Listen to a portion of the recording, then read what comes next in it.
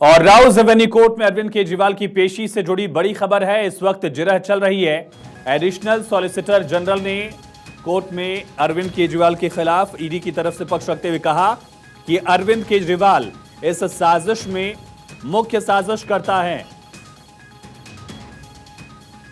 ED ने कहा, जैसा कि हमने आपको बताया, कि साजिश के इस पूरे घोटाले के वो सरगना हैं और उनका डायरेक्ट इन्वॉल्वमेंट था पॉलिसी लेवल पर और पूरे क्राइम को न सिर्फ करने में, यानी कि पूरा घोटाला न सिर्फ करने में, बल्कि गोवा इलेक्शन कैंपेन को लेकर भी यहां पर जिक्र किया गया है कि केजरीवाल पार्टी के हेड थे और उस पैसे का इस्तेमाल इन जगहों पर हुआ।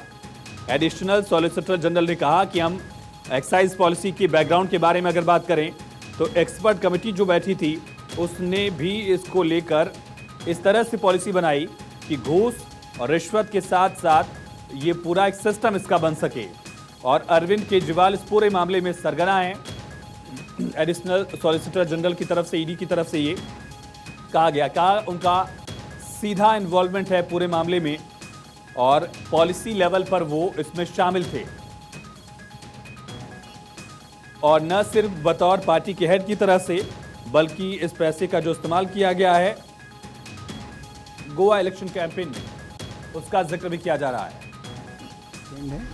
और अभी पुलिस के अधिकारी बता रहे थे कि सबको बवाना में ले जाने का प्रोग्राम है और सारी दिल्ली अरविंद जी के साथ है और जो लोग अब तक अरविंद केजरीवाल जी को भला बुरा भी कहते थे वो भी आज ये बोल रहे हैं कि ये तो ज़्यादा हो गया।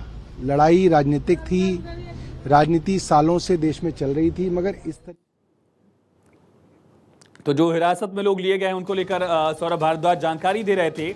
लेकिन ईडी का एक बड़ा आरोप यूं कहा जाए केजरीवाल पर कि केजरीवाल लगातार मनीष सिसोदिया से टच में थे, संपर्क में थे, जो डेप्यूटी सीएम थे उस वक्त और इस मामले में आरोपी हैं। और ऐसे में अरविंद केजरीवाल की मुश्किलें बढ़ सकती हैं। जो आरोप लगाया गया है ईडी की तरफ से कि मुख्य साजिशकर्ता अरविंद केजरीवाल लगातार मनीष सिसोदिया से संपर्क में थे, जो उस समय दिल्ली के उप मुख्यमंत्री थे। ईशान त्यागी कांग्रेस के प्रवक्ता, अरविंद सिंह भारतीय जनता पार्टी के नेता हमारे साथ लगातार बने हुए हैं। ईशान जी, कांग्रेस के लिए बड़ी पशुपेश वाली स्थिति हो गई है। कांग्रेस पार्टी के कई बड़े नेता अरविंद केजरीवाल को आज डिफेंड कर रहे हैं, लेकिन कांग्रेस पार्टी की तरफ से ही प्रेस कॉन्फ्रेंस करके इसी एक्साइज पॉलिसी को लेकर इन्हीं अरविंद केजरीवाल और उनकी पार्टी और इनकी सरकार पर हमला बोला जा रहा था। एक साल बमुश्किल गुजरा होगा, तो ड्रास्टिक चेंज कांग्रेस पार्टी के स्टैंड में कैसे आया? देखिए, कांग्रेस पार्टी के जो स्टैंड है उसमें कभी भी ड्रास्टिक चेंज नहीं आया। हम तब भी संविधान के साथ थे, हम आज भी संविधान के साथ हैं। हम तब भी संविधान की रक्षा कर रहे थे और हम आज भी संविधान की रक्षा कर रहे हैं, जिसको खतरा भारतीय जनता पार्टी से है। पहली बात तो ये। अब देखिए, मैं आपको अभी हमारे मित्र ब्रेक से पहले बोल रहे थे कि संवैधानिक संस्थाओं का सम्मान करना चाहिए, और सम्मान क्यों नहीं किया किसी अरविंद केजरीवाल जी ने या अरविंद केजरीवाल जी की पार्टी। देखिए, संवैधानिक संस्थाओं का जो हंसी उड़ाई गई है वो भारतीय जनता पार्टी के द्वारा उड़ाई गई है। जब छगन भुजबल जी की फाइल खो जाती है ईडी से, जब वो भारतीय जनता पार्टी में आ जाते हैं और वॉशिंग मशीन में धुल के साफ हो जाते हैं, तब ये हंसने का विषय है संवैधानिक संस्थाओं पे। दूसरी बात देखिए, इन्होंने हमारे नेता आदरणीय राहुल गांधी जी को कई बार ईडी दफ्तर बुला लिया। उनके खिलाफ 1 रुपए की भी, 1 पैसे की भी हेरफेर या कोई। ईशान जी, यही तो कहा जा रहा है कि राहुल गांधी ईडी के समन पर अगर पेश हो सकते हैं तो अरविंद केजरीवाल ने 9 समन्स को लेकर रिस्पॉन्ड क्यों नहीं किया? अजय माकन की वो प्रेस कॉन्फ्रेंस याद करिए और इसी तरह से सुप्रिया सुलेत की वो प्रेस कॉन्फ्रेंस याद करिए, जहां अरविंद केजरीवाल और उनकी सरकार पर आरोप लगाए थे आपकी पार्टी की तरफ से कि यहां पर घोटाला हुआ एक्साइज पॉलिसी में, और आज आप लोगों का स्टैंड बदल गया है। देखिए, वो पेश हुए या नहीं हुए, क्यों नहीं हुए, जवाब दिया गया, इसका जवाब आम आदमी पार्टी के प्रवक्ता दे पाएंगे। मैं आम आदमी पार्टी का प्रवक्ता नहीं हूं, उनकी लीगल टीम दे पाएगी। पहली बात तो मैं अपने नेता की बात कर सकता हूं जिसके खिलाफ एक सबूत नहीं। मैं ये सवाल आपसे नहीं पूछ रहा हूं, मैं ये कह रहा हूं कि राहुल गांधी भी समन मिलने पर पेश हुए थे, अरविंद केजरीवाल पेश नहीं हुए। मैं ये कह रहा हूं आपसे। हाँ, वो पेश नहीं हुए तो उन पे अब ये कार्रवाई करें। अगर कुछ निकलता है तो उनको आरोपी बताए ना। अभी से ये आरोप तो कांग्रेस लगा रही थी, ये आरोप तो कांग्रेस ने भी लगाया था ईशान जी, बताइए। ये आरोप तो कांग्रेस ने लगाया था। एक्साइज पॉलिसी को लेकर कांग्रेस ने आरोप लगाए थे या नहीं लगाए थे ईशान जी, बताइए। पहली बार ऐसा हुआ है ईशान जी, चुने हुए मुख्यमंत्री को, ठीक है मैं इसका जवाब लूंगा, आपके एक एक सवाल का मैं जवाब लूंगा अरविंद जी से, एक एक सवाल का मैं जवाब लूंगा, लेकिन मेरे सवाल का जवाब दीजिए। क्या कांग्रेस पार्टी ने एक्साइज पॉलिसी को लेकर, क्या कांग्रेस पार्टी ने एक्साइज पॉलिसी को लेकर, ईशान जी क्या कांग्रेस पार्टी ने एक्साइज पॉलिसी को लेकर अरविंद केजरीवाल पर आरोप लगाए थे या नहीं लगाए थे, ये बताइए बस। देखिए, हमारी पार्टी ने हमेशा न्याय संगत काम किया है। अगर कुछ गलत हुआ है, हम तो आज भी कह रहे हैं, अगर आम आदमी पार्टी ने कुछ गलत किया है तो भेजिए, लेकिन 2-2 साल तक उनको जेल में रखना किसी भी व्यक्ति को, संविधान, देखिए संविधान के हिसाब से देश चलता है, भारतीय जनता पार्टी के हिसाब से देश नहीं चलता है। उसी संविधान से उनको इजाजत मिली, जाकर जमानत ले आए, नहीं मिल पा रही कोर्ट से। अरविंद जी, एक बड़ा आरोप यह है कि चुनाव के करीब होने के वक्त में केंद्र की सरकार, बीजेपी की सरकार ऐसे संवैधानिक एजेंसीज का दुरुपयोग कर रही है। आयुष जी जरा इनको चुप कराइए, ऐसे में मैं जवाब कैसे दे पाऊंगा? अरविंद जी से जवाब सुन लेते हैं, ठीक है। आयुष जी ऐसे में जवाब कैसे दे पाऊंगा? नवंबर 2022, ठीक है ईशान जी मैं आता हूँ, मैं आता हूँ के पास। ईशान जी आपने जवाब नहीं दिया, देखिए सुन लीजिए, एक बार सुन लीजिए, लगातार प्लीज ईशान जी सुन लीजिए एक बार। पी शरद रेड्डी जिनको 10 नवंबर 2022 को अरेस्ट किया गया था इसी मामले में, वो 5 करोड़ का इलेक्टोरल बॉन्ड खरीद के भारतीय जनता पार्टी को दे देते। ठीक है, इसका जवाब लेते हैं। उसके बाद आपने मेरे सवाल का जवाब नहीं दिया, लेकिन इसका जवाब मैं लूंगा। ठीक है, एक बार सुनिए, अब सुन लीजिए ईशान भाई, ऐसे कैसे चलेगा? उसके बाद सुनना पड़ेगा। आयुष जी ऐसे कैसे डिबेट हो सकता है? सुनना पड़ेगा। 25 करोड़ का इलेक्टोरल ईशान जी थोड़ी ताकत बचा के रखिए, लोकसभा चुनाव में और भारतीय जनता वक्त पार्टी लगेगा। को इनकैश करने का काम करती है। ठीक तो बताइए कितना, ठीक है अरविंद जी बताइए, आप लोग केंद्रीय एजेंसी का गलत इस्तेमाल कर रहे हैं।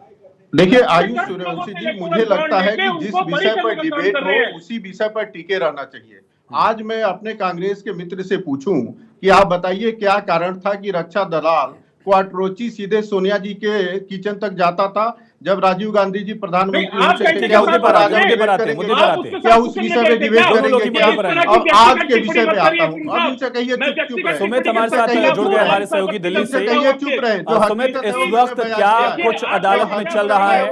क्या अरविंद केजरीवाल को राहत मिलने की गुंजाइश कहीं दिख रही है?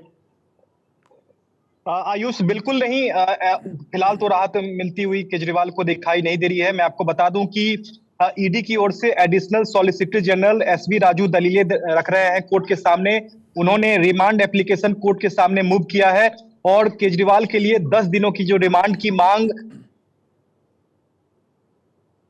सबसे अहम बात, अब से थोड़ी देर पहले ईडी ने कोर्ट से कहा है कि यह जो शराब नीति है इसको बनाने और साजिश के मास्टरमाइंड जो है वो केजरीवाल है, यानी कि इस नीति को बनाने में और साजिश में सीधे तौर पर केजरीवाल शामिल है। ये ईडी ने अब से थोड़ी देर पहले बड़ा दावा कोर्ट में किया है। इसके अलावा तमाम जो गिरफ्तारी की प्रक्रिया है उसकी भी जानकारी ईडी जो है वो कोर्ट में रख रही है। ईडी के दलील रखने के बाद केजरीवाल की ओर से अभिषेक मनु सिंह भी अपना पक्ष रखेंगे। जाहिर तौर पर जो रिमांड के 10 दिनों की मांग की गई है इसका विरोध किया जाएगा केजरीवाल की ओर से, लेकिन जिस तरह से 10 दिनों की जो रिमांड की मांग की गई है, भारत 24 पहले ही बता रहा था अपने सोर्सेज के हवाले से कि ईडी 10 दिनों की जो रिमांड है वो मांग सकती है और यही हुआ है। 10 दिनों की जो रिमांड है वो ईडी ने कोर्ट से मांगी है। हो सकता है कि 7 दिनों की जो रिमांड है वो कोर्ट ईडी को दे दे, क्योंकि के कविता में भी ईडी ने 10 दिनों की के कविता के लिए रिमांड मांगी थी और 7 दिनों की जो रिमांड है वो कोर्ट ने ईडी को दी थी। तो हो सकता है कि 7 दिनों की जो रिमांड है वो केजरीवाल के लिए ईडी को मिल जाए। तो फिलहाल इस वक्त सुनवाई चल रही है और ईडी इस वक्त कोर्ट में बड़ा दावा कर रही है कि शराब जो नीति था उसको बनाने में और साजिश में सीधे तौर पर केजरीवाल शामिल थे और इससे इनकार नहीं किया जा सकता है, क्योंकि 9 सम्मन भेजने के बावजूद भी बार बार जांच में केजरीवाल ने सहयोग नहीं किया। हमने कल 2 घंटे की पूछताछ भी की थी, लेकिन सीधे सीधे सवालों का वो जवाब नहीं दे रहे हैं। ऐसे आने वाले दिनों में उनसे लगातार पूछताछ करनी है, कई सबूतों को खंगालना है, कई गवाह को भी पड़ताल करनी है, आमने सामने बैठाकर पूछताछ करनी है। इसके लिए 10 दिनों की रिमांड की जरूरत है, ये ईडी ने कोर्ट को बताया है। तो निश्चित तौर पर देखना होगा कि क्या 7 दिनों की जो रिमांड है वो ईडी को मिलती है या नहीं। ये अब से थोड़ी देर में सुनवाई पूरी होने के बाद ईडी की रिमांड एप्लीकेशन पर कोर्ट आदेश सुरक्षित रख लेगा। उसके बाद आदेश आज ही सुनाया जाएगा कि कितनी दिनों की जो रिमांड है। बिल्कुल सुमित, आज ही आदेश आएगा। आप नजर बनाकर रखिए, हम आपके पास आएंगे पूरी जानकारी के लिए।